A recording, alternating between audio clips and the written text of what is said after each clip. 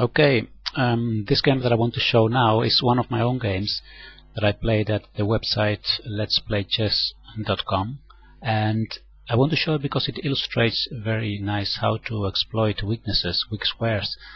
You see, my opponent weakened his dark squares around his king, and I could attack his king in a very sharp way. So this is the game that I want to show. I was playing white and I played d2, d4. That's my standard way of starting the game. And he replied e6 after c4, b6, knight to c3, bishop to b7, e4, controlling the center, bishop to b4. We got a kind of Nimzo-Indian setup or Queen's Indian setup. And of course my e4 pawn is now attacked, so I played f3. And here my opponent did something that I think was not a very good idea. It's very logical, of course, to now try to attack white's center, and he did it by playing d5, and it was not a very good idea, as you can see in the next moves. A better idea would probably have been playing f5 or knight to e7, but I don't want to go too much into these openings ideas. I want to show you the game, and because of the reason that I mentioned before. I took on d5 and he took back with the d pawn, and then I played queen to a4 check, threatening the bishop, and of course the only move is to play the knight to c6 to defend the bishop. And then I went with my bishop to b5, again threatening to win a piece on c6. Now there are two options for black: taking on c3 and playing queen to d7. In the game my opponent took on c3 with check, and let's see what would have happened if he would have played queen to d7.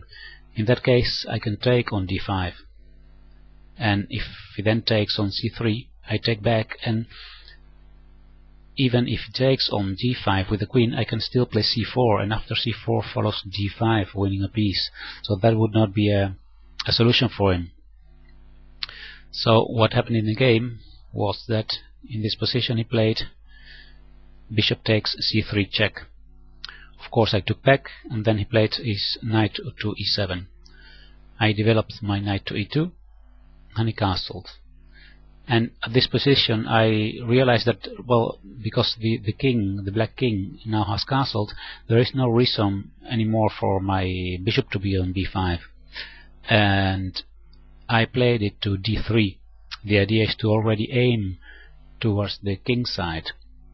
He continued with knight to a5, trying to control the square c4 and also making space for his c pawn to advance from c7 to c5.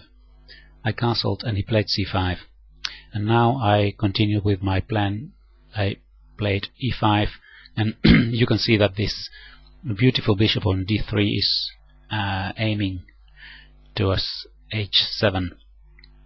He played c4 and I went with my bishop to b1. Now looks at first sight like a very strange place to put a bishop, but this diagonal from b1 to h7 is very powerful. He played bishop to c6 and I went with my queen to c2, threatening checkmate on h7. Now there are several ways of preventing this checkmate. One idea could be knight to g6, and another could be maybe playing g6, and that's actually what my opponent did in the game.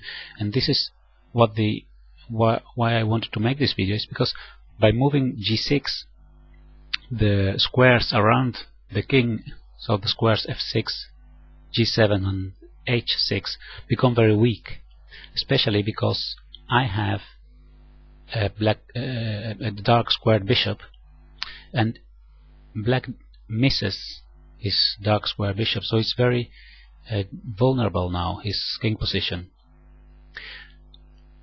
I tried to exploit these weaknesses by playing my bishop to g5, pinning the knight, and also looking at the square f6.